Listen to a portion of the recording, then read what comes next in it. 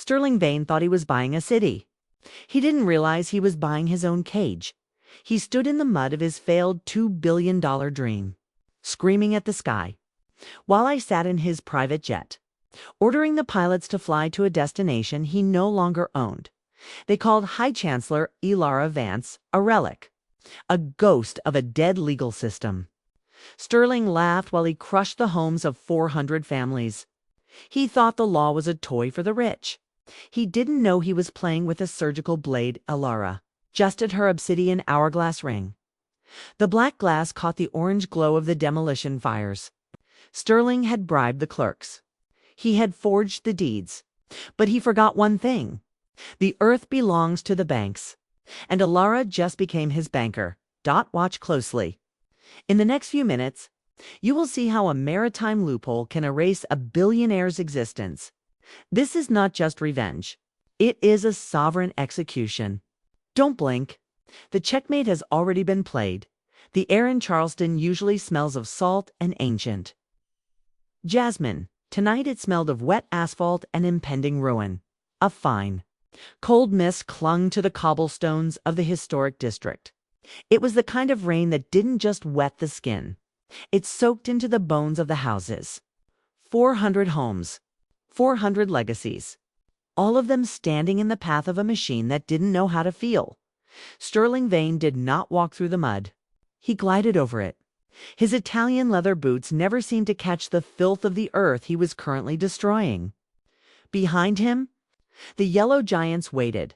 6 bulldozers, their engines idling in a low, predatory growl that vibrated in the chests of the elderly families watching from their porches.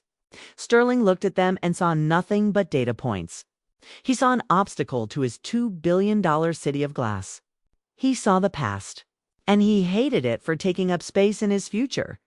High-Chancellor Elara Vance stood at the edge of the sidewalk. She did not wear a raincoat. The water beaded on her nitonic skin like tiny, perfect diamonds. Her silver nebula hair was a crown of white light against the charcoal sky. She was a statue of ancient law in a world of temporary greed. Sterling stopped 5 feet away.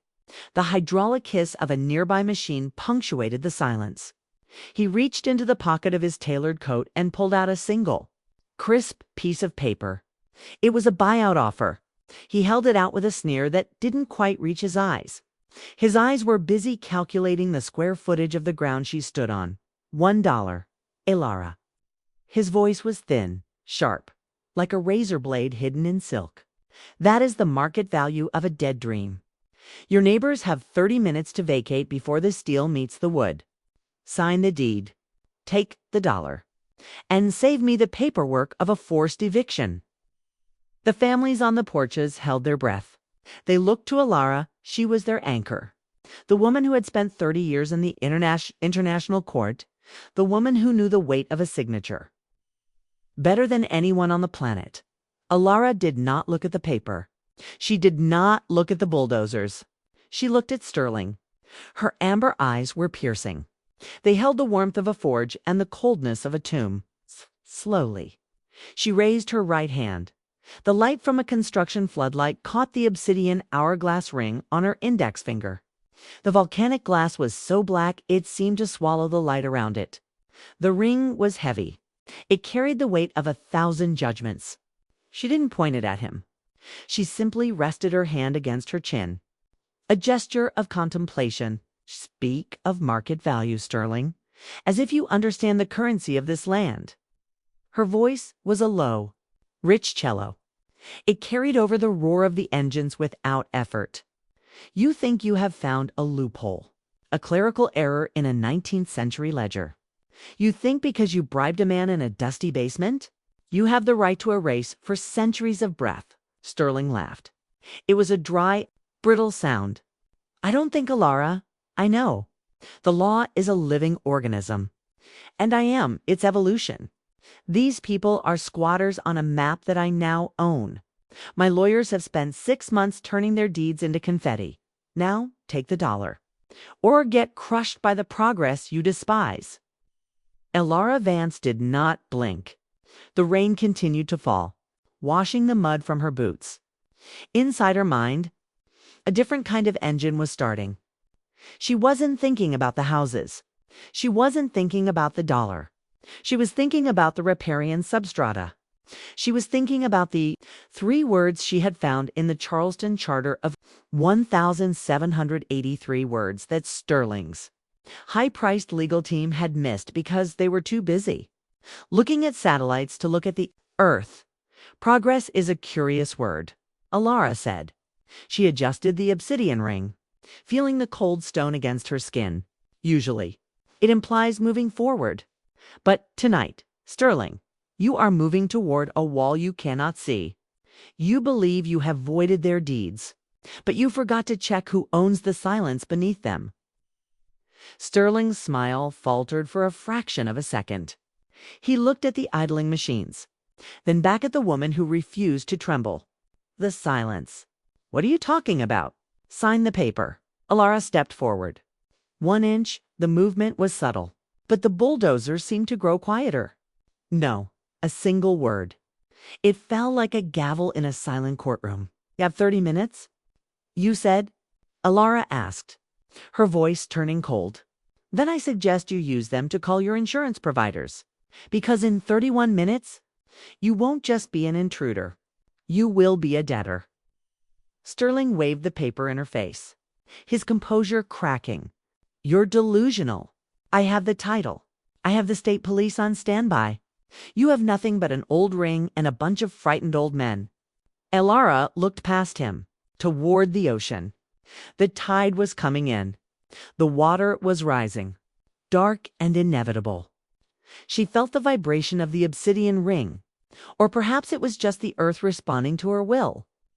I have the truth, Sterling, and in my world, the truth has a very high interest rate. She turned her back on him. She didn't run. She didn't shout. She walked toward the first porch, toward an elderly woman holding a photograph of her great-grandfather. Elara placed a hand on the woman's shoulder. The obsidian ring caught the orange glow of a nearby signal flare. Keep your lights on, Martha, Elara whispered. Nobody is moving tonight, except for the man who thought he could buy the Atlantic with a bribe. Asterisk behind her. Sterling was screaming at his foreman to start the lead engine. The first bulldozer lurched forward, its metal teeth grinding against the wet pavement. The family screamed, but Elara didn't turn around. She knew the machine would stop. She knew exactly where the property line ended, and where the sovereign trap began. The engine roared. Smoke filled the rainy air. The blade of the lead machine was inches from the first garden fence. And then silence. Not a mechanical failure, but a total loss of movement. The foreman jumped from the cab, looking at his control panel in confusion. Sterling ran to the machine, mud splashing his expensive suit. What is the problem? Move it. Flatten the fence.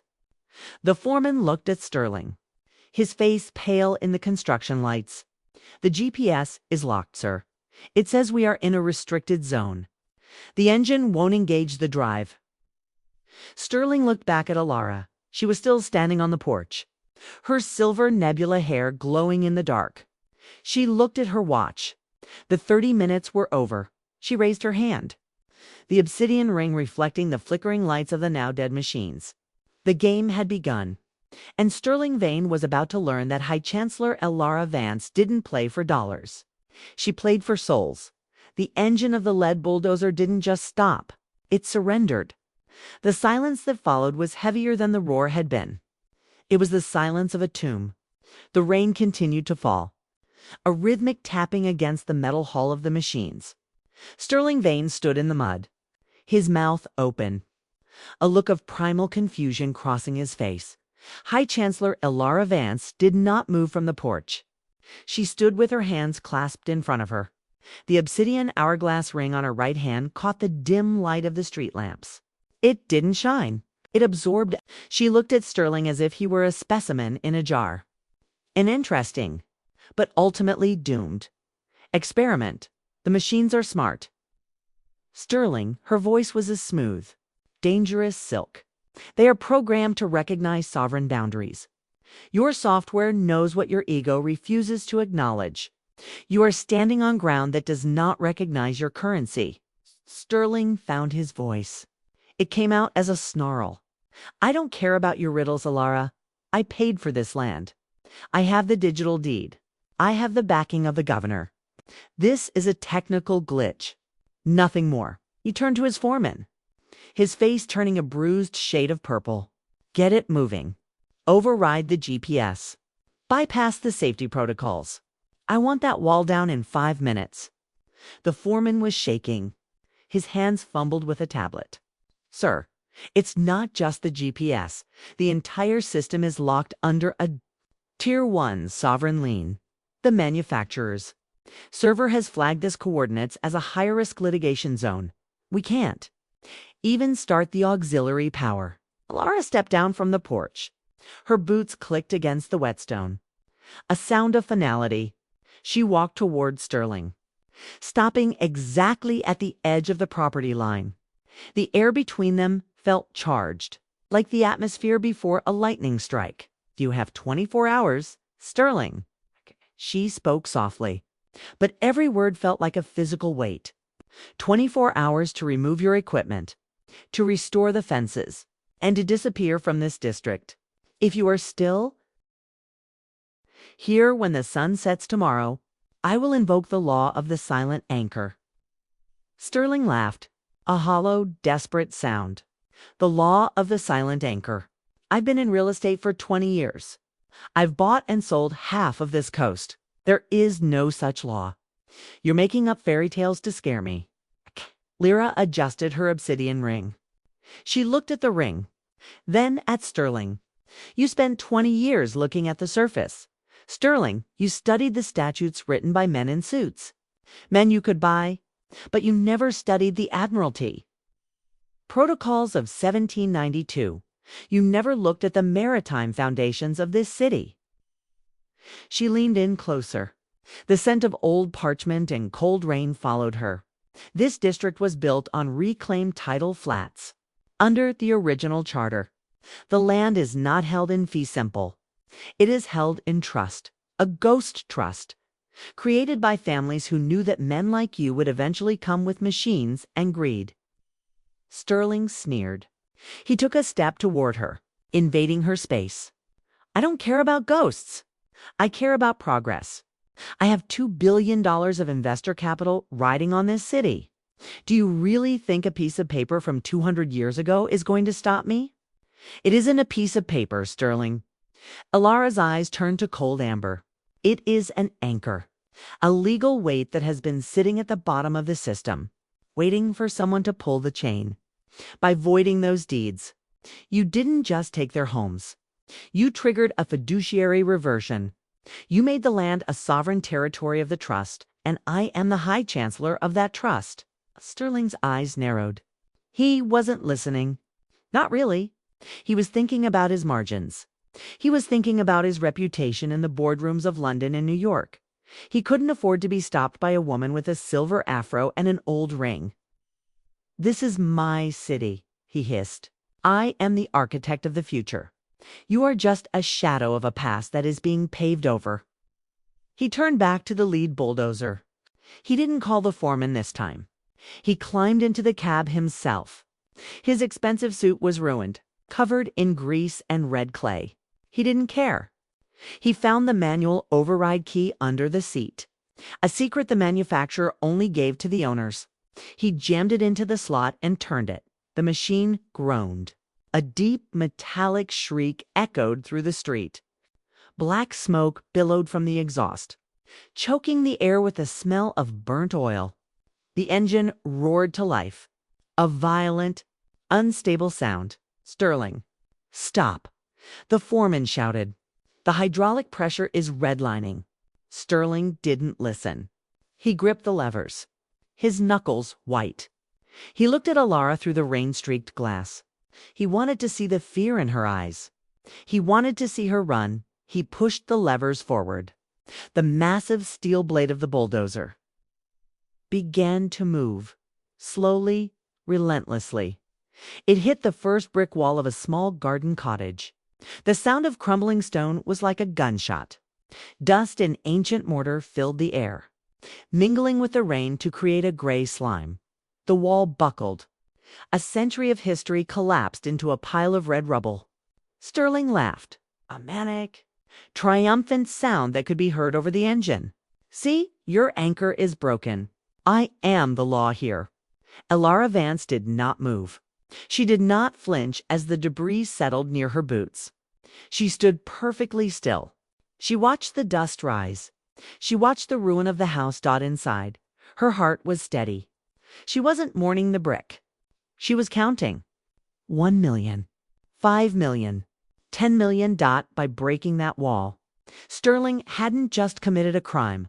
He had committed a sovereign violation. Under the law of the silent anchor, the moment a physical structure of the trust is damaged by an unauthorized entity, the entire assets of that entity are subject to immediate, automatic seizure as collateral. Sterling didn't know it yet, but the moment that first brick hit the ground, his bank accounts in Switzerland began to flash red. His private jet in Teterboro was being grounded by a federal lien. His skyscraper in Manhattan was being moved into a foreclosure queue. He had ordered the wall to be smashed, but he had really smashed the foundation of his own empire. Elara looked at her. Obsidian Hourglass Ring.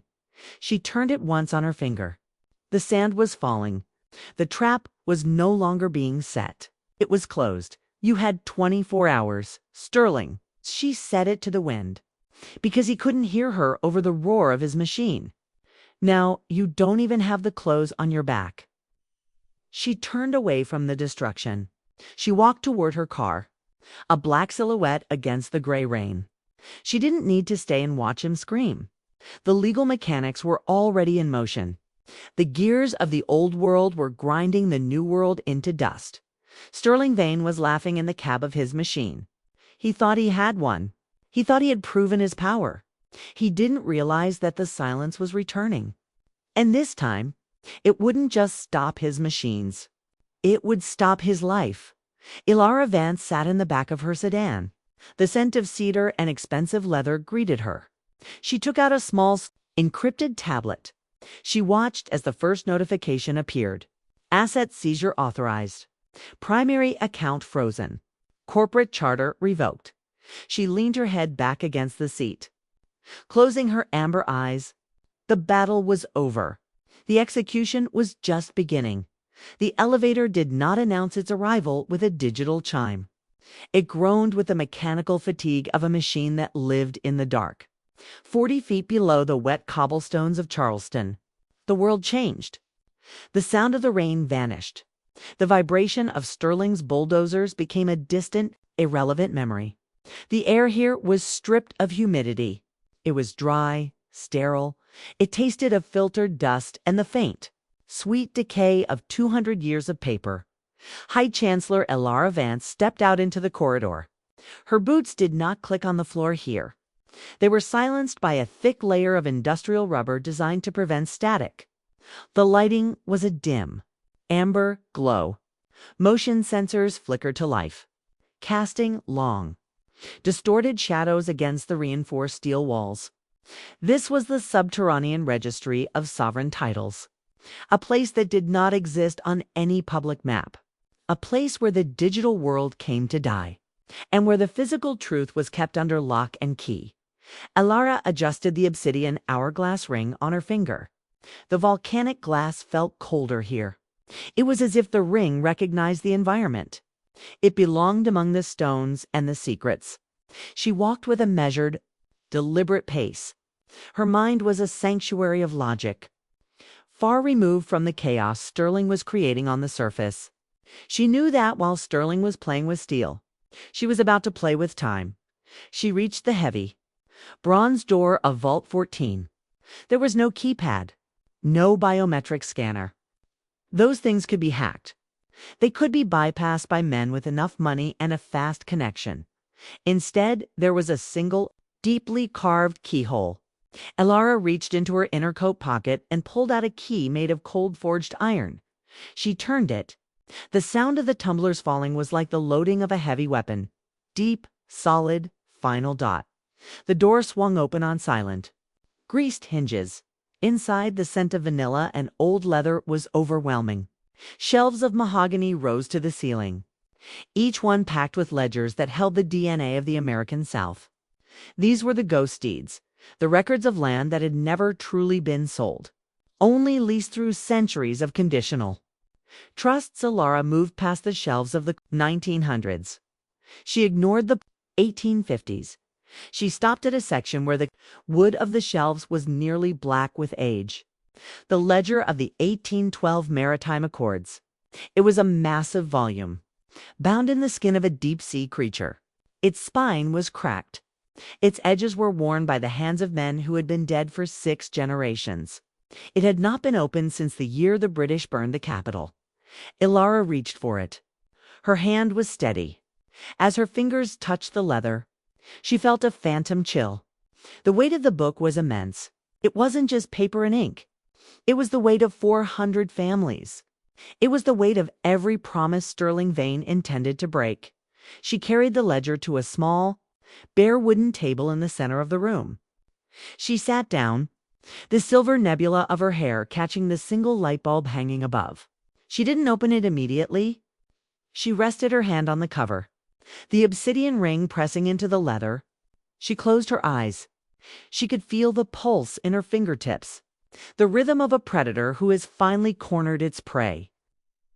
"You think you are an architect, Sterling?" she whispered to the empty room. "But you are just a tenant who forgot to read the fine print of his ancestors." She opened the ledger. The pages were made of heavy vellum. The ink was a dark, iron-gall brown that had etched itself into the fibers of the paper. She turned the pages slowly. One by one, the names of the original settlers passed by. The names of the banks that had failed a century ago. The names of the ships that had brought the wealth that built this city. Then she found it. The ledger entry for the Low Country Title Flats, dated October 14, 1812. It wasn't a deed of sale. It was a sovereign codicil, a legal instrument that placed the land into a perpetual usufruct trust. According to the document, the land could only be occupied if the steward of the tide maintained the original boundaries of the families who lived there. If those boundaries were ever violated by a corporate entity, the land would not revert to the state. It would revert to the master of the tide. But that wasn't the discovery that made Elara's amber eyes glow with a lethal light. It was the name at the bottom of the page. The man who had signed the document as the primary debtor of the 1812 war bonds. The man whose unpaid debt had been the collateral for the entire district. Barnaby Vane. Elara let out a slow, controlled breath. The name was written in a jagged, arrogant hand. Sterling's great-great-grandfather. A man who had built the Vane fortune on a lie. A man who had borrowed money from the sovereign trust to fund his shipping empire, and had never paid back a single cent. Under the doctrine of hereditary debt and the principle of unclean hands, Sterling didn't just have a weak title to the land. He had no title at all. Fact, because Sterling had invoked his corporate right to inherited assets when he formed his AI City project. He had legally inherited Barnaby's debt. Elara calculated the interest. 214 years of compound maritime interest. Based on the sovereign gold standard of 1812, the number was staggering. It wasn't just $2 billion. It was the entire net worth of the Vane conglomerate. Twice over, Sterling Vane had come to Charleston to build a city on the bones of the poor. He didn't realize that his own bones were already owned by the people he was trying to evict. He thought he was the hunter, but he was nothing more than a legacy debtor, standing on ground that was currently foreclosing on his existence. Elara took a small, high-resolution camera from her pocket. She photographed the page. The flash reflected off the Obsidian Hourglass Ring, illuminating the name Vane in a harsh, unforgiving white light. She closed the ledger. The sound of the heavy cover hitting the table echoed through the vault like a final judgment. She stood up. The coldness of the vault no longer felt oppressive. It felt like home. She was the High-Chancellor. She was the keeper of the truth. and the truth was about to strip Sterling Vane of everything, including his name. She walked back to the bronze door. She didn't look back at the shelves. She didn't need to. She had the weapon, she had the name, and she had the clock when she stepped back into the elevator. She felt the vibration again. The bulldozers were still working. Sterling was still screaming. He thought he was making progress. He thought he was winning. Elara leaned against the metal wall of the elevator. A faint, dangerous smile touched her lips. "Go ahead, Sterling. Break another wall." She whispered, "Every brick you drop is another zero on the bill you can't pay." The elevator rose, returning her to the rain, returning her to the world of men who thought they were gods. She adjusted her ring. The sand in the hourglass was running out, and when it reached the bottom, Sterling Vane would realize that the relic he had mocked was actually the woman who owned his soul. The clock on the dashboard of the Obsidian sedan flickered. 11:59. Outside the city of Charleston was a tapestry of amber lights and silver rain. But one patch of the coastline looked like a wound. Sterling Vane's construction site was a neon nightmare. Floods of artificial white light carved the darkness into jagged pieces. The roar of diesel generators was a constant. Aggressive heartbeat that refused to let the night sleep. High-Chancellor Elara Vance sat in the back seat. The air inside the car smelled of expensive cedar and the cold metallic tanks of a silenced phone. She held a silver stopwatch in her left hand. Her right hand rested on her knee. The Obsidian Hourglass Ring caught the faint glow of the dashboard. It looked like a hole in reality, a piece of the void shaped into a circle. Elara felt the coldness of the volcanic glass seeping into her skin. It was a reminder that justice was not warm. Justice was a thermodynamic absolute. She watched the second hand of the stopwatch. There was no pulse in her fingertips, no tremor in her frame. She had spent 40 years in courtrooms where the stakes were nations. A billionaire in a mud-caked suit was not a challenge. He was a variable that needed to be zeroed out in the distance. The construction site was a hive of frantic activity. Sterling was pushing his crews through the night. He thought that if he could just pour the concrete, if he could just finish the first level of his glass tower, the law would have to negotiate. He believed in the doctrine of facts on the ground. He believed that once a building exists, it is too expensive to tear down. He didn't realize that Elara Vance specialized in the expensive. 12 o'clock. Elara did not press a button. She did not send a signal. She simply looked out the window. At exactly midnight, the white floodlights did not flicker. They did not dim. They vanished. One moment, the site was a brilliant, synthetic sun. The next, it was a black hole. The roar of the 6 industrial generators stopped in perfect unison. It wasn't the sound of engines failing. It was the sound of the world holding its breath. The sudden silence was more violent than the noise had been. It was an acoustic vacuum that made the ears of every worker on the site pop. "No," Elara whispered. Her voice was a soft, lethal breeze down in the mud. Sterling Vane was standing on a pile of steel rebar. The darkness hit him like a physical blow. He stumbled, his arms flailing as he tried to find his balance in a world that had suddenly lost its coordinates. He screamed for his foreman. He screamed for his security team. But his voice was swallowed by the rain. What happened? Why are the backups off? Sterling's voice was high, reaching the frequency of true panic. The foreman scrambled toward him, using the dim light of a smartphone. "The grid is dead, sir. But it's not just the lights. The water pressure is gone. The main line from the city just stopped." Sterling grabbed the foreman's jacket. "Call the utility board. Call the mayor. Tell them I am losing $50,000 a minute." "We tried, sir." The foreman's hand was shaking. "The cell towers are fine, but our internal network is down. The satellites, sir. The GPS coordinates for the automated cranes are showing that we are in the middle of the Atlantic Ocean." Sterling looked up at the massive 300-foot cranes. They stood like skeletal giants against the clouds normally their onboard computers used. Precision satellite telemetry to stay balanced. Now, without GPS, their safety brakes had engaged with a scream of metal on metal. They were frozen, dead weight in the wind. Elara Vance watched from the car. She knew exactly what was happening in the digital substrata of the site.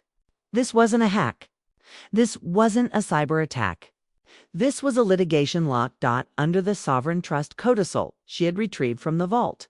Elara had invoked the doctrine of non-support, according to the 1812 Maritime Accords. If a property is deemed to be in hostile default of a sovereign debt, the master of the tide has the right to sever all life support easements.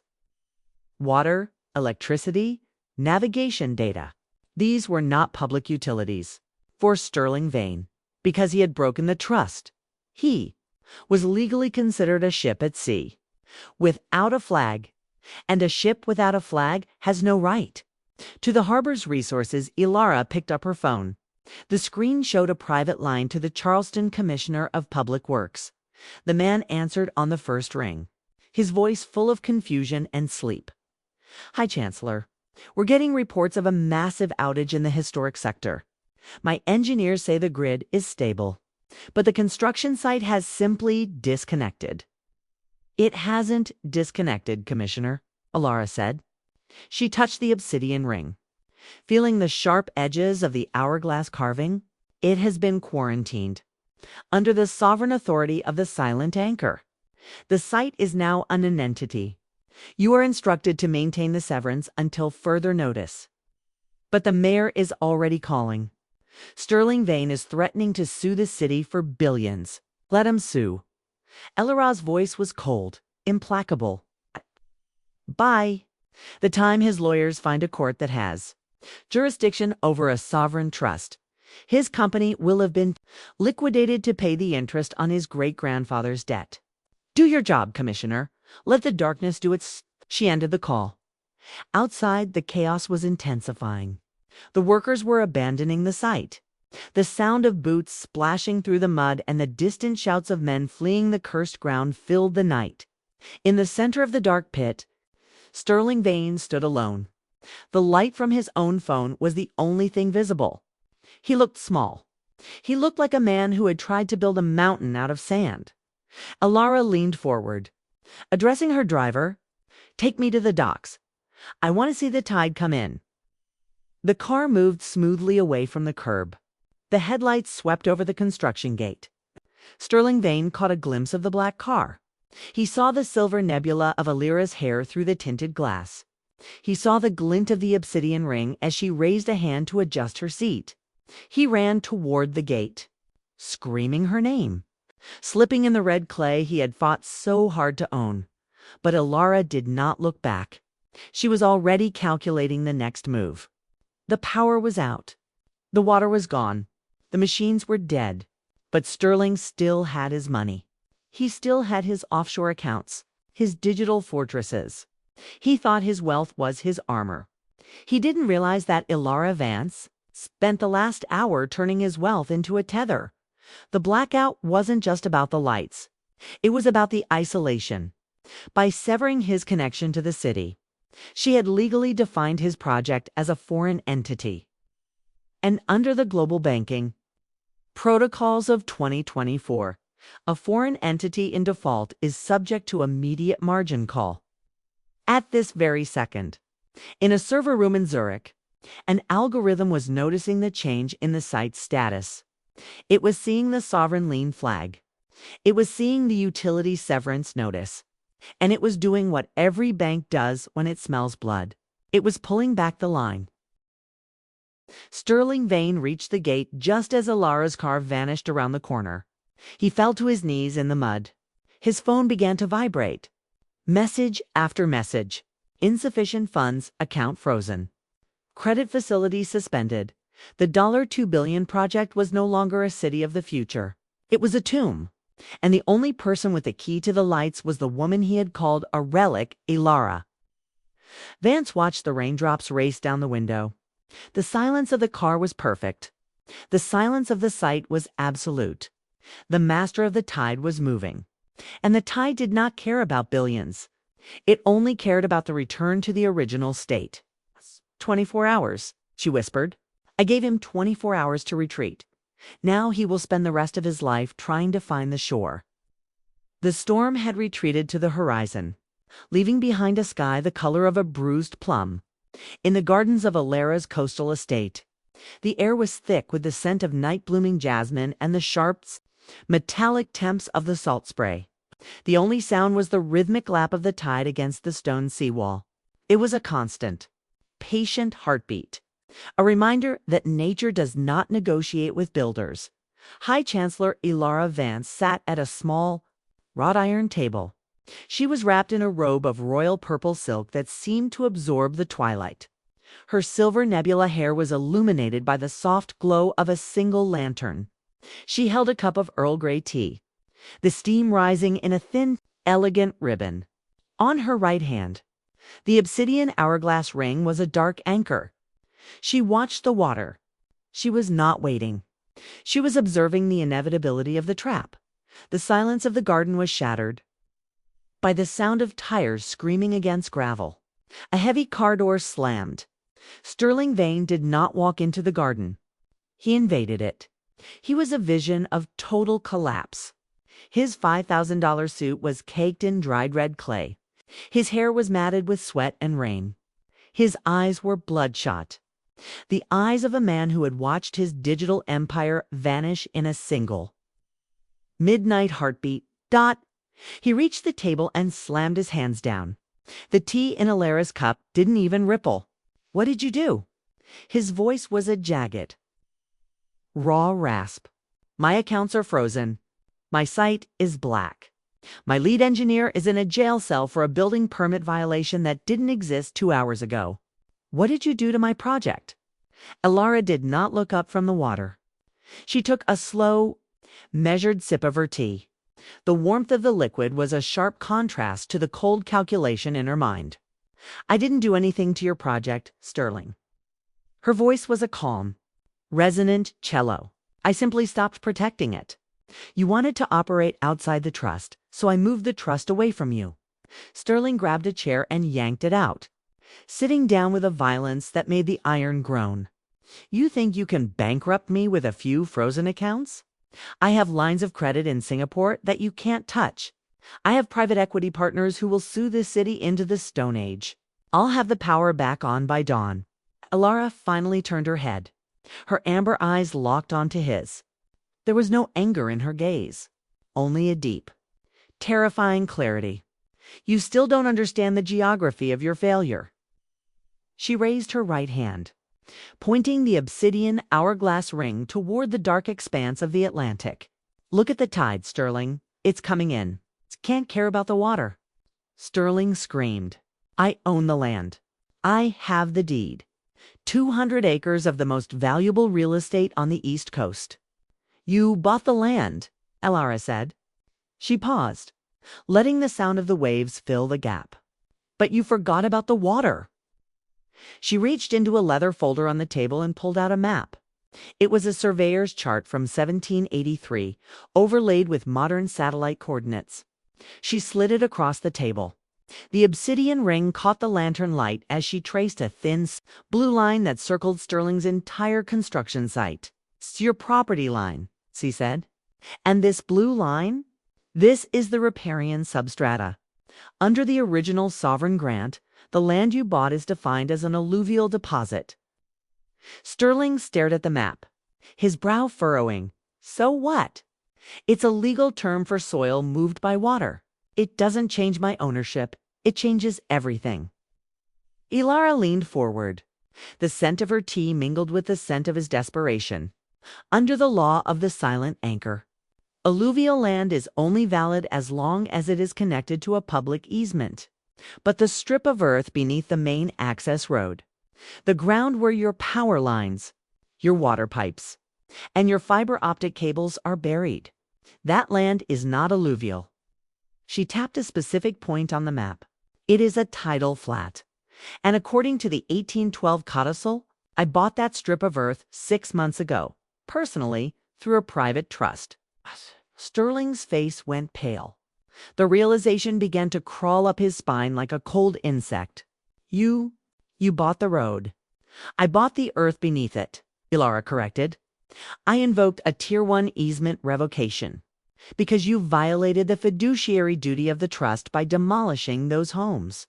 I have legally severed your connection to the continent. Sterling stood up. Stumbling back? You can't do that. That's a landlocked property. It's illegal to block access to a billion-dollar development. It isn't landlocked, Sterling. Lara stood up, her royal purple robe flowing around her like a shadow. She walked to the edge of the garden, where the sea wall met the dock. She pointed again. You have perfect access to the east. You have 3 miles of open ocean. You can bring in your materials by barge. You can fly in your workers by helicopter. But you will never, ever cross my land again. The weight of the statement hit him like a physical blow. A landlocked island. $2 billion of steel and glass. Sitting in the middle of a mud pit.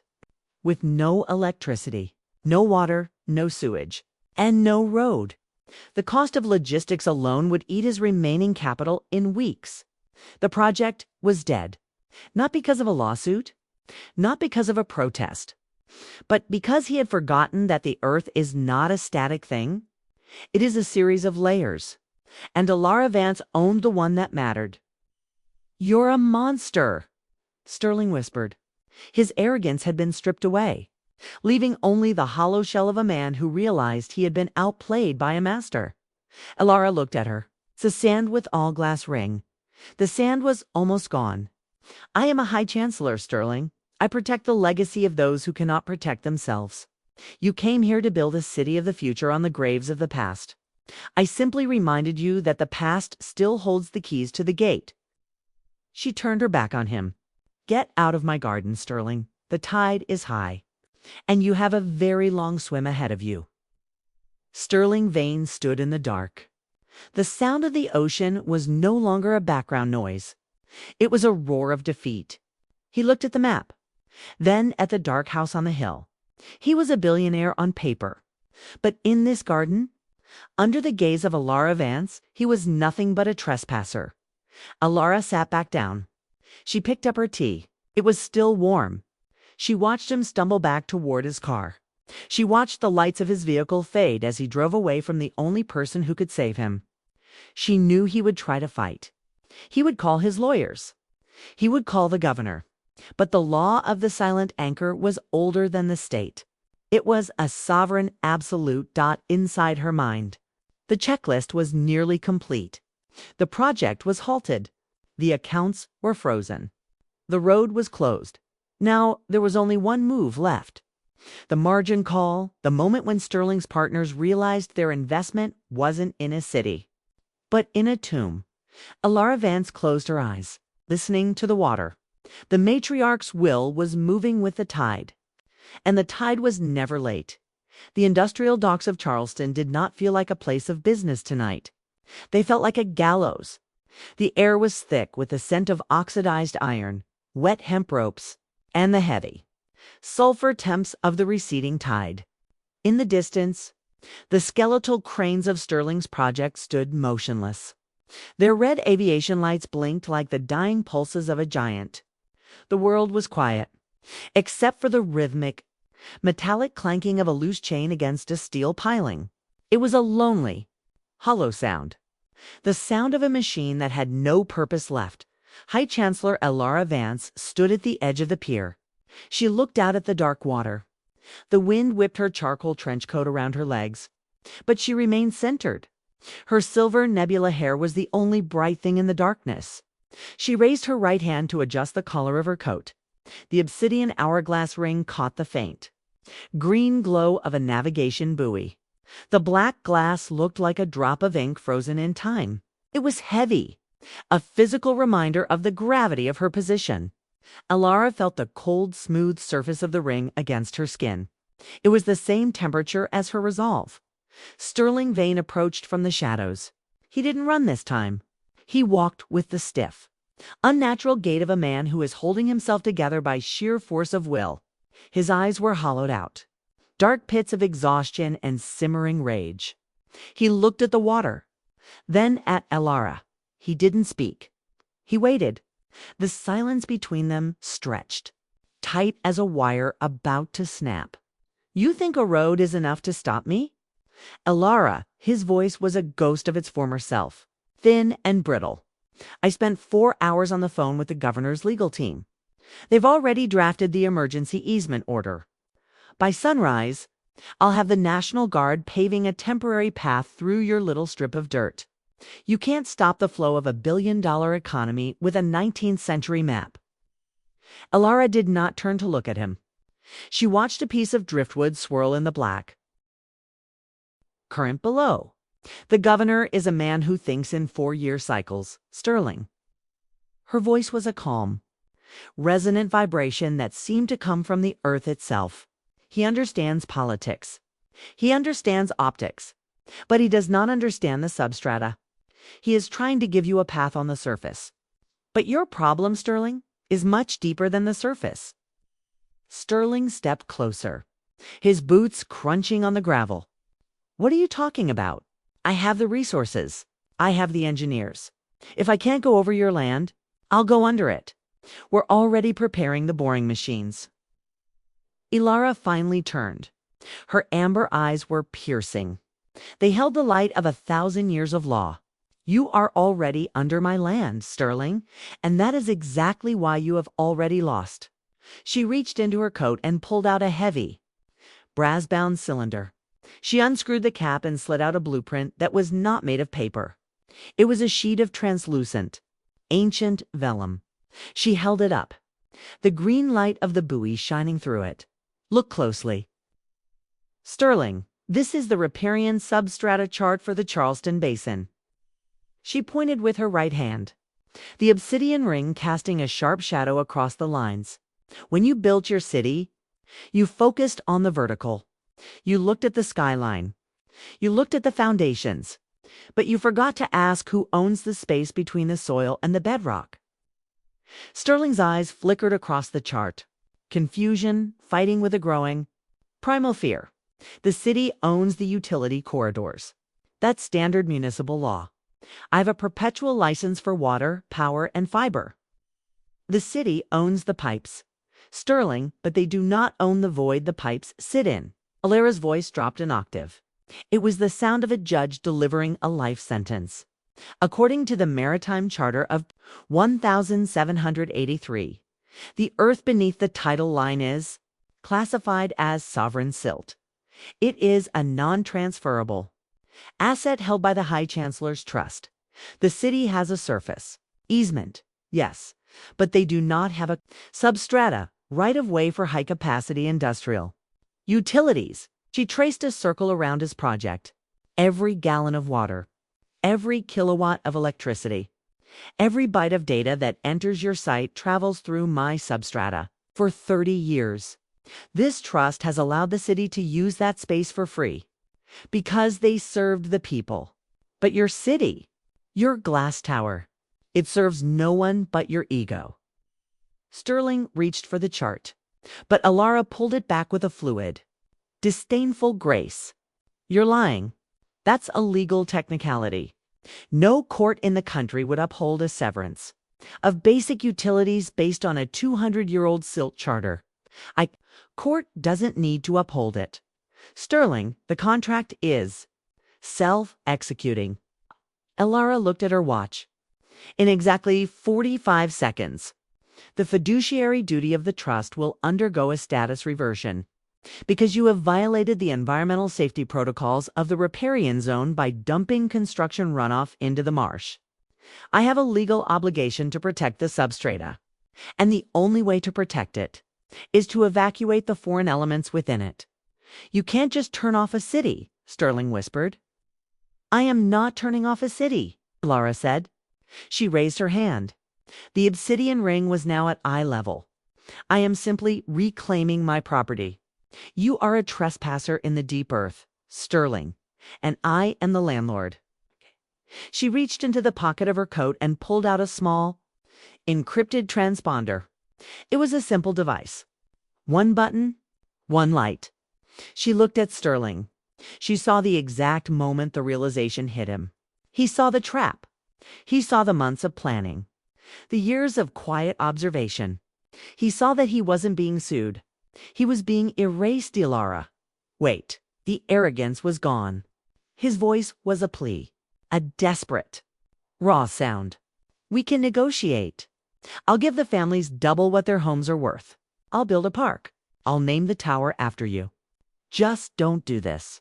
I have 30,000 investors who will lose everything. Elara looked at him. A look of profound, stoic pity. You should have thought of them when you ordered the first wall to be smashed. You should have thought of them when you laughed at the families on their porches. You treat people like data points, Sterling. Now you get to see what happens when the data points fight back. She pressed the button. There was no explosion, no dramatic flash of light. Instead, there was a sound, a tape, groaning vibration that seemed to come from miles beneath the earth. It was the sound of massive, automated hydraulic valves closing. It was the sound of circuit breakers the size of houses slamming into the open position. It was the sound of the lifeblood of the project being severed in the distance. The few remaining emergency lights on the construction site flickered once and died. The hum of the distant transformers vanished. The world became truly, terrifyingly dark. It's done, Elara said. She slid the vellum back into the cylinder. The water pressure in your main lines has dropped to 0. The cooling systems for your server rooms are failing as we speak. Your site is no longer a development. It is a hollow shell of steel and concrete. Sterling fell to his knees on the pier. The sound of his breathing was jagged, panic-stricken. He looked at the dark skyline, at the billions of dollars of investment that were now legally and physically unreachable. I'll sue you. I'll spend every penny I have left to destroy you. Elara Vance began to walk away. Her boots were silent on the wet wood. She didn't look back. You don't have any pennies left, Sterling, while we were talking? The global banking protocols were updated with your new status. You are a non-utility sovereign debtor. Every asset you own that relies on municipal or maritime infrastructure is being liquidated as we speak. She stopped at the end of the pier. The silver nebula of her hair was caught in the first light of the moon. You wanted to build a city of the future, Sterling, but you forgot that the future is built on the foundations of the past. And I own the foundations. She stepped into her car. The door closed with a solid, final thud. The sedan moved away, its taillights fading into the misty night. Sterling Vane remained on the docks, alone. In the dark, listening to the tide come in. The water was rising, and for the first time in his life, he had nowhere to go. The air in Sterling Vane's private office was stale, tainted by the scent of expensive single malt whiskey and the bitter, metallic temps of cold sweat. At 3:30 in the morning, the city of London woke up, and with it, the monsters of the financial world began to feed. Sterling sat behind his massive mahogany desk, a desk that had once belonged to a king. But tonight, he felt like a prisoner in a gilded cage. The only light in the room was the harsh blue glow of 4 computer monitors. They reflected off his pale, shaking hands. His eyes were fixed on the bottom right corner of the screen, where a series of red numbers were cascading like blood and water. High-Chancellor Elara Vance sat in her own study, miles away. The atmosphere was different here. It smelled of old books, fresh lavender, and the weight of deep, infinite patience. She sat in a high-back, charcoal velvet chair. The silver nebula of her hair was a soft, radiant crown in the dim light. Her nitonic skin was flawlessly matte, a contrast to the frantic, flickering screens of the world outside. She was not looking at the stock market. She was looking at the Obsidian Hourglass Ring on her right index finger. She slowly turned it, watching the way the black volcanic glass swallowed the lamplight. She knew the rhythm of the global heartbeat. She knew that when a billionaire falls in Charleston, the ground shakes in Zurich, Hong Kong, and the Cayman Islands. The ripple has reached the shore, Elara whispered to the silence. Her voice was a rich, low vibration. She picked up a small, golden-cased tablet. The screen showed the real-time debt profile of the Vane conglomerate. Sterling had committed the ultimate sin of the modern oligarch. He had practiced cross-collateralization. He had used his established New York skyscrapers to secure the loans for his Charleston project. And he had used the Charleston project to secure his offshore lines of credit. It was a house of cards built on a foundation of wind. And Elara Vance had just pulled the bottom card. The Riparian Sub-Strata severance wasn't just a local utility issue. Under the global banking protocols of 2024, a property without utility access is classified as a stranded asset. Its valuation does not just drop, it evaporates. Sterling's $2 billion AI city was now, legally, worth the price of the mud it sat in. And when an asset value drops below the loan-to-value threshold, the predatory algorithms of the offshore lenders take over. Sterling's phone vibrated on the mahogany desk. The sound was like a bone snapping in the quiet room.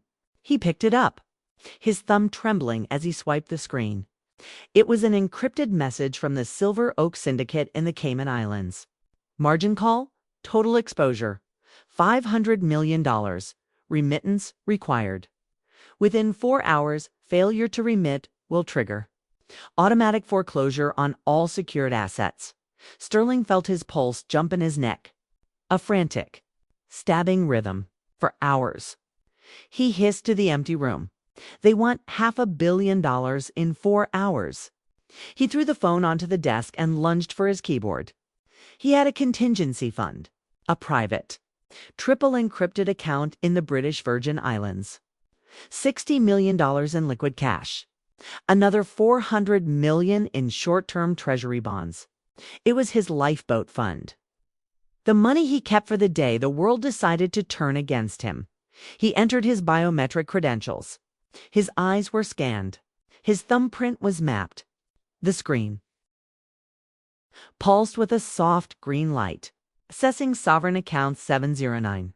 Sterling exhaled, a ragged, desperate sound of relief. "I've got you, Elara," he whispered. "You think you're the only one who knows the shadows?" But the screen did not show his balance. It turned a deep, unforgiving red. Count status, frozen. Litigation lock, Tier 1 sovereign lien. Originating authority, a chancellor's office. The sovereign trust. Sterling's heart stopped. He stared at the words, his mind refusing to process the reality. No, that's impossible. This is a private, offshore jurisdiction. She has no authority here. He was wrong. Elara Vance adjusted the obsidian ring on her finger. She remembered the 1812 Maritime Accords she had studied in the vault. According to the Lex Mercatoria, the law of merchants, any debt inherited through a sovereign codicil carries transnational jurisdiction.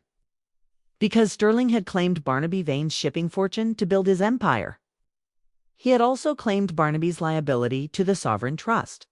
Under the Basel III banking accords, a cloud on title for a sovereign debt triggers an immediate global freeze on all accounts owned by the debtor.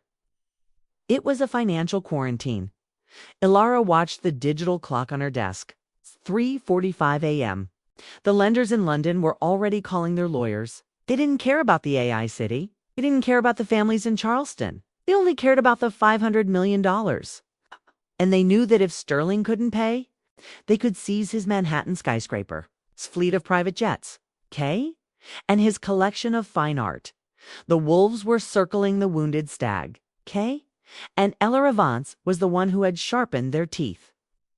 "You thought money was a fortress, Sterling," Elara said, addressing the empty air. "You thought you could hide behind the borders of islands? But you forgot that the sea connects everything, and the sea belongs to the trust." Sterling was now pacing his office, screaming into a second phone, "I don't care about the regulations. Move the money. I'm the majority shareholder. If that account isn't unlocked in 30 minutes, I'll have your entire board of directors fired." The voice on the other end was cold, clinical, a Swiss banker who had seen 1,000 men like Sterling fall. "Mr. Vane, you do not understand. This is not a bank policy. This is a sovereign writ. Your assets are no longer classified as currency. They are classified as collateral in dispute. We cannot move a single cent without a signed release from the High-Chancellor. Sterling dropped the phone. The sound of it hitting the carpet was the sound of his future ending. He looked at his hands. They were pale, weak. He looked at the monitors. The margin call countdown was ticking. 3 hours. 20 minutes remaining. He thought about Elara Vance. He thought about the silver nebula of her hair. He thought about the way she had stood on that porch, calmly watching him destroy a wall. She wasn't mourning the house. She was waiting for him to commit the act that would lock his cage. She hadn't just sued him. She had lured him into a financial slaughterhouse. Sterling Vane realized he was no longer a billionaire. He was a man standing in a dark room, surrounded by numbers he couldn't control. His bank accounts were frozen. His credit was dead. His lenders were coming for his throat. And the only person who could stop the clock was the woman he had tried to bury under his bulldozers. Elara Vance stood up from her chair. The purple silk of her robe whispered against the floor. She walked to the window, looking out at the first faint line of gray light on the horizon. The night was ending, but for Sterling Vane, the darkness was just beginning. For hours, she whispered. I wonder, Sterling, what is the market value of your soul when the banks stop calling? She turned the Obsidian Hourglass Ring once more. The sand was falling. The margin call was the sound of the world correcting itself. The Matriarch's will was not just a legal document, it was a force of nature. And nature was demanding payment. In full, the clock on the wall of Sterling's office didn't tick. It hammered. Each second was a heavy blow against the silence of the room. The air was freezing. The climate control had failed along with the rest of the building's soul. Sterling Vane clutched the edge of his mahogany desk. His fingers were white, stiff. He looked like a man trying to hold on to a mountain while the earth dissolved beneath him. His reflection in the dark computer monitors was unrecognizable. The billionaire architect of the future was gone. In his place was a hollowed-out ghost. He reached for his private line. It's the one that bypassed every secretary, every assistant, every firewall. It was the direct link to the chairman of Meridian Global, the bank that held his primary construction bonds, the bank that held the keys to his remaining life. If he could just get the chairman to listen. If he could just explain that the sovereign lien was a temporary legal glitch. He could buy another day and in 24 hours could find a way to kill the ghost of Barnaby Vane. He pressed the button. The dial tone was a long, mournful note. It rang once, twice. On the third ring, someone picked up. But it wasn't the chairman. It wasn't the voice of a man who played golf in the Hamptons. Meridian Global, office of the principal. The voice was a rich, dark honey. It was the sound of a velvet curtain closing on a stage. It was Elara Vance. Sterling felt the blood drain from his face so fast it made his vision blur. Elara's voice was a broken whisper, a sound of total, primal disbelief. Why are you on this line? Put the chairman on now. There was a pause, a long, deep silence that felt like the moment before a skyscraper collapses. In her study, High-Chancellor Elara Vance leaned back in her charcoal chair. The silver nebula of her hair caught the glow of the desk lamp. She raised her right hand. The Obsidian Hourglass Ring caught the light. The black glass was a perfect, silent witness to the conversation. She watched the sand in the small glass timer on her desk. The last few grains were about to fall. The chairman is no longer with the firm. Sterling, her voice was calm, implacable. He resigned at 4:15 this morning, following an emergency meeting of the Board of Governors. Sterling's heart hammered against his ribs. Resigned? Why would he resign? The bank is solid. My project is the biggest asset on their books. Your project is no longer an asset, Sterling, Elara said. She spoke with the clinical precision of a surgeon. It is a toxic liability. Because of the utility severance and the sovereign debt flag, Meridian Global's risk profile underwent a catastrophic shift. Their credit rating was downgraded to junk status in less than 60 minutes. Sterling's hand shook so violently, he almost dropped the phone. That's impossible. They have $300 billion in assets. They don't fail because of one project. They didn't fail, Sterling. They were acquired. Elara adjusted her ring, feeling the smooth weight of the obsidian. 3 weeks ago, while you were busy ordering bulldozers and mocking elderly women on their porches, I was busy with the fiduciary duty of the trust.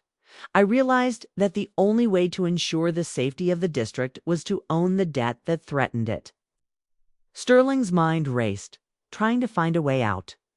A loophole. A lie. Acquired by who? Who has the capital to move that fast on a Tier 1 bank? It's the sovereign trust. Sterling Elara's voice dropped, carrying the weight of absolute authority. Using the unpaid interest from Barnaby Vane's 1812 bonds as leveraged capital, I executed a hostile takeover of the holding company. As of this morning, I am the majority shareholder of Meridian Global. The silence that followed was absolute. Sterling felt the room spin. The ceiling seemed to drop, pressing the air out of his lungs. You bought my bank. I bought your bank, Sterling, and because your bank owns your deeds, I am now your banker. Elara paused, letting the reality sink into his shattered ego. And because the road leading to your site is owned by my private trust, I am also your landlord. Sterling began to laugh, a high, brittle sound that bordered on insanity. You're a ghost. Elara, you're a relic of a dead system. This won't hold up in a real court. You can't just buy a global bank with a 200-year-old debt. If I didn't buy it with the debt, Sterling, I bought it with the liability of the debt. Elara's amber eyes narrowed. In the world of high finance, a secret debt is a weapon. By revealing Barnaby's signature to the regulators, I made Meridian Global's balance sheet a crime scene. I gave them a choice: a federal investigation into century-long money laundering, or a quiet buyout at 20 cents on the dollar. She leaned forward, addressing the phone as if she were speaking directly into his soul. They chose the buyout. They chose me. Sterling slumped into his chair. He looked at the gold-plated fountain pen on his desk, a gift from the very bank that had just sold him to his enemy. He realized the scale of the trap. She hadn't just sued him. She hadn't just blocked his road. She had surrounded him, physically, legally, and financially. He was standing on her land, borrowing her money and breathing her air. "What do you want?" he whispered. The fight was gone. The arrogance was a memory. He was a man looking for a way to survive the morning. "I want what the trust has always wanted." Sterling Elara looked at the obsidian hourglass ring. The last grain of sand fell. Restoration. You will sign over the Charleston project to the sovereign trust for the sum of $1. You will issue a public apology to the 400 families. And you will vacate your corporate office by noon. And if I don't? Sterling's voice held. A final, pathetic flicker of defiance. "If you don't," Elara said, her voice turning into a blade of ice, "I will invoke the margin call in full. I will seize your Manhattan penthouse, your family estate in Connecticut, and every offshore account you think is hidden. I will not just bankrupt you, Sterling. I will erase the name Vane from the history of this country. I will make sure that the only thing left of your legacy is a footnote in a case study about greed." She ended the call. Elara Vance stood up. She walked to the window of her study. The sun was finally rising over the Charleston harbor. The water was a brilliant, shimmering gold. The tide was high. The matriarch's will had been executed. She looked at her hand. The obsidian hourglass ring seemed to glow in the morning light. It wasn't a relic.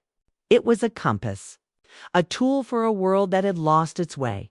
Sterling Vane was still sitting in his dark office. The phone was still in his hand.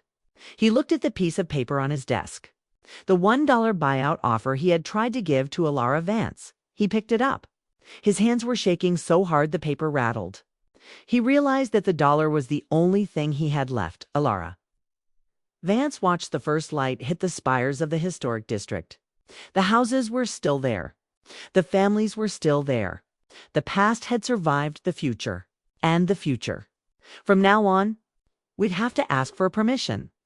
She turned away from the window. The job was done. The revelation was complete. High-Chancellor Elara Vance walked out of the room. The sound of her boots was steady, powerful. The sound of someone who didn't just understand the law, but someone who was the law. The sun stood directly overhead, casting no shadows on the white marble terrace of Sterling Vane's modern fortress. The heat was a physical weight, shimmering off the glass walls and the polished limestone. The air was thick with the scent of expensive, sun-baked stone and the faint, ominous smell of hot hydraulic fluid. In the distance, the sound of engines began to rise. It wasn't the sound of work. It was the sound of an army changing direction. High-Chancellor Elara Vance stepped out of the black sedan. The glare of the sun was blinding, but she did not wear sunglasses. Her amber eyes were open and clear, looking at the mansion as if it were a structure already slated for demolition. The silver nebula of her hair caught the light, creating a halo of white fire against the deep blue sky. She smoothed the front of her charcoal silk blazer. On her right hand, the Obsidian Hourglass Ring was cold. It was the only thing in this desert of heat that felt frozen. She felt the grain of the volcanic glass against her knuckle, a reminder that the sand in the glass had reached its final destination. She walked toward the glass front doors. Her boots did not hesitate.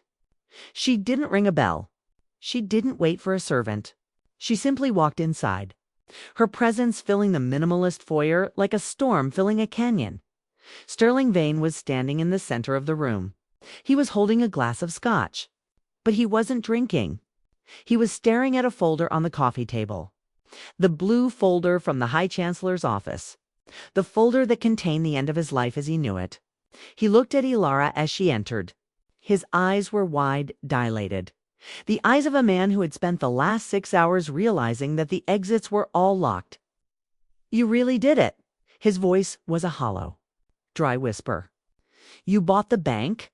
You froze the accounts. You even blocked the road. You've paralyzed a $2 billion project over a handful of old houses." Elara did not stop until she was 3 feet away. The air between them was electric with the weight of 40 years of law. "I didn't paralyze your project, Sterling. I cured a localized infection." Her voice was a calm, resonant cello. It echoed off the high glass ceilings. "You think this is about houses? It is not. It is about the fiduciary integrity of this state. It is about the principle that wealth does not grant you the right to overwrite history." She reached into her pocket and pulled out a single, small digital recorder. She placed it on the table next to his scotch. She pressed play. The voice that came out was Sterling's, but it was different. It was the voice of the man he was 6 months ago, arrogant, confident, dangerous. "Just make the 1812 codicil disappear from the archive. Here is 50,000 in cash. There will be another 50 when the first bulldozer hits the ground. Do we have a deal?" The silence that followed the recording was absolute. Sterling's glass slipped from his hand. It shattered against the marble floor. The amber liquid spread like a stain. That's not legal evidence. You recorded that without a warrant." "I didn't record it," Sterling Elara said. She touched the obsidian ring, feeling the sharp edge of the hourglass carving. "The clerk you bribed recorded it. He was a man with a sick daughter and a heavy conscience. He came to the trust 3 weeks ago. He didn't want your money. He wanted his soul back." She leaned forward, her amber eyes locking onto his. "Under Title 18, Section 201 of the Federal Bribery Statute, this is a clear quid pro quo because the land involved is a sovereign trust. This is not just a state crime. It is a federal felony. It carries a mandatory minimum of 15 years in a Level 5 facility." Sterling stumbled back, hitting the edge of his sofa. 15 years. For a building permit? For a sovereign violation, Elara corrected. But I am not here to talk to the FBI. Not yet. I am here to offer you a sovereign settlement. She reached into her blazer and pulled out a single, white sheet of paper. At the top, the seal of the High-Chancellor's Trust was embossed in gold. At the bottom, there was a single line for a signature. Next to it, a $1 bill was stapled to the corner. Sign over the entirety of Vane conglomerate. All assets, all holdings, all land titles, including this house. Elara spoke with the clinical finality of a judge delivering a verdict. In exchange, the trust will assume your liabilities. We will pay the interest on Barnabas's war bonds. And the recording of your conversation with the clerk will be destroyed permanently. Sterling looked at the paper, then at the dollar bill. My entire conglomerate. For $1. I spent 15 years building that company. I have thousands of employees. You have thousands of creditors. Sterling, as of 4 hours ago, your employees are working for a ghost. Elara looked at her watch. You have 60 seconds. If you sign, you walk out of here with your freedom. You keep your name. You keep your record clean. You go to your villa in Italy and you never return to this continent. And if I don't? Elara did not answer with words. She walked to the massive glass window that overlooked the front drive. She raised her right hand. The Obsidian Hourglass Ring caught the direct rays of the sun. She made a simple, rotating gesture with her index finger. Outside, the sound of the engines changed. The 6 industrial bulldozers that Sterling had used to terrorize the families were no longer at the construction site. They were idling at the gates of his mansion. As Elara made the gesture, the lead operator engaged the drive.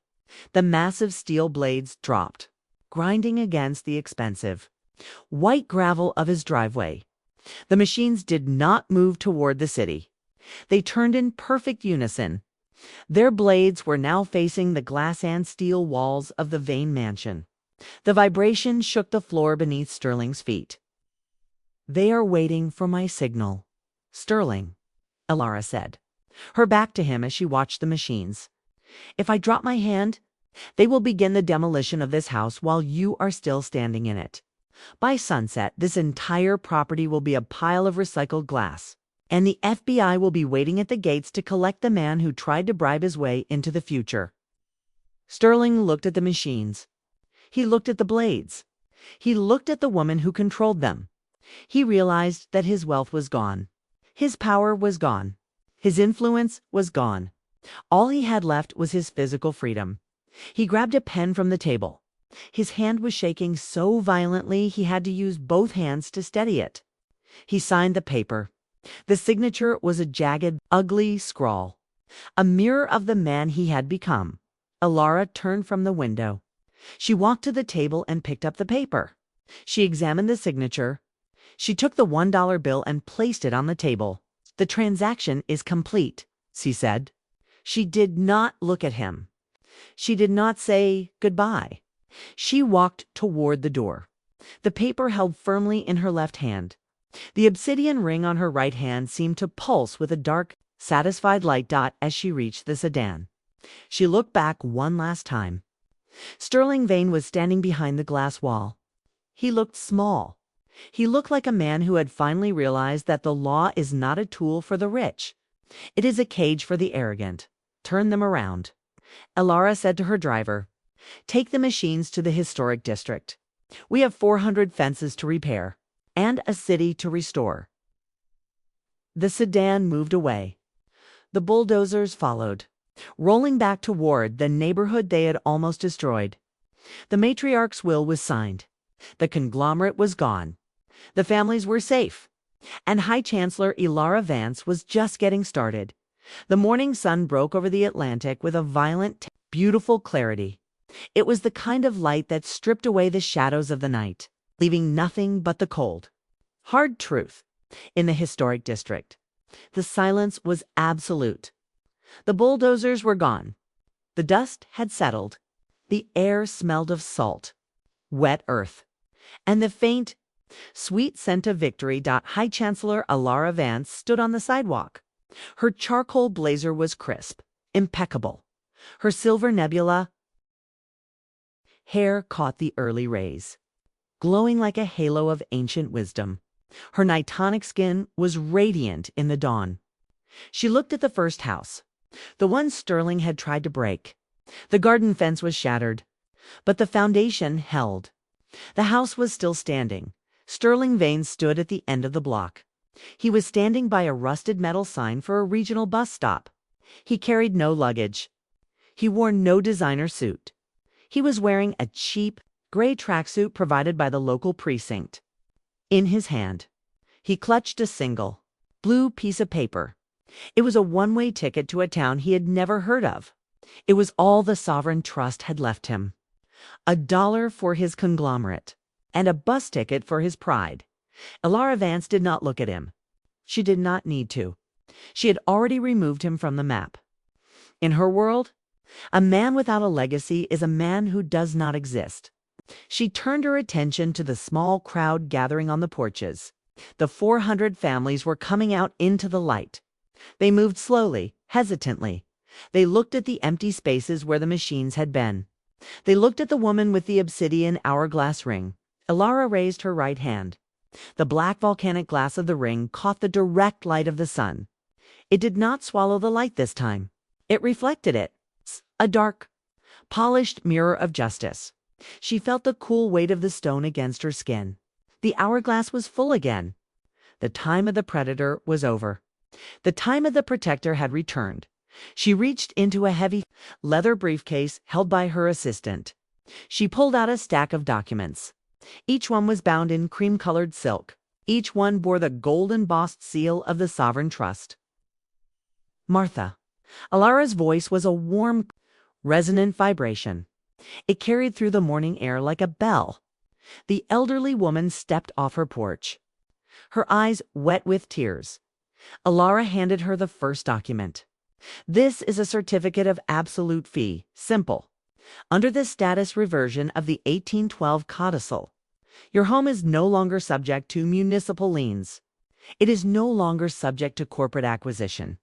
It is held in a perpetual sovereign easement. It belongs to you, to your children, and to their children forever. Martha took the paper, her hands shaking as she touched the gold seal. We thought we were gone, Elara. We thought the money had won. Money is a loud noise, Martha, Elara said. She adjusted the obsidian ring, a gesture of finality. But the law is a silent anchor. It doesn't scream. It just holds. One by one, the families stepped forward. One by one, the deeds were restored. It wasn't just land they were receiving. It was their history.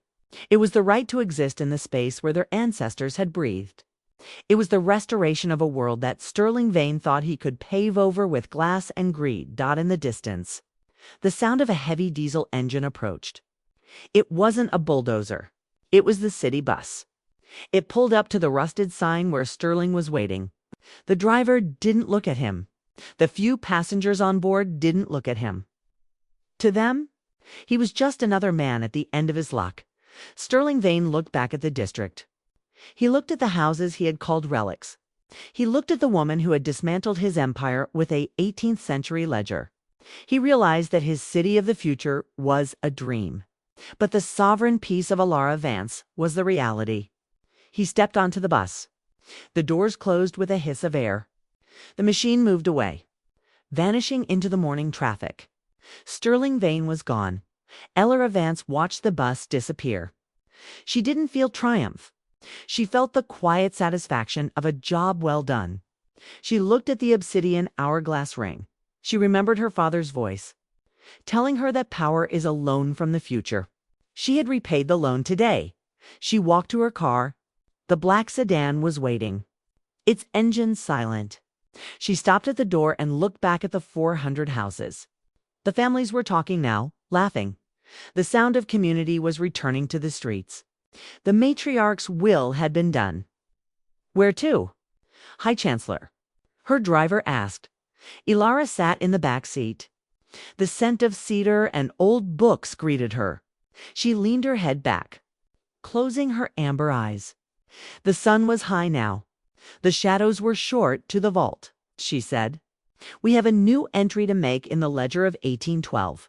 A debt has been settled, and a trust has been restored. His car moved away, smoothly, silently. It passed the spot where the first wall had been broken. The bricks were being cleared. New fences were being built. The earth was healing. Elara Vance turned the obsidian ring on her finger. The sand was still. The balance was perfect. The master of the tide had done her work. And as the car crossed the bridge out of the city, she knew the past wasn't dead. It was just waiting for the right person to hold the pen. The sovereign peace was not just a title. It was a promise. And Elara Vance never broke a promise.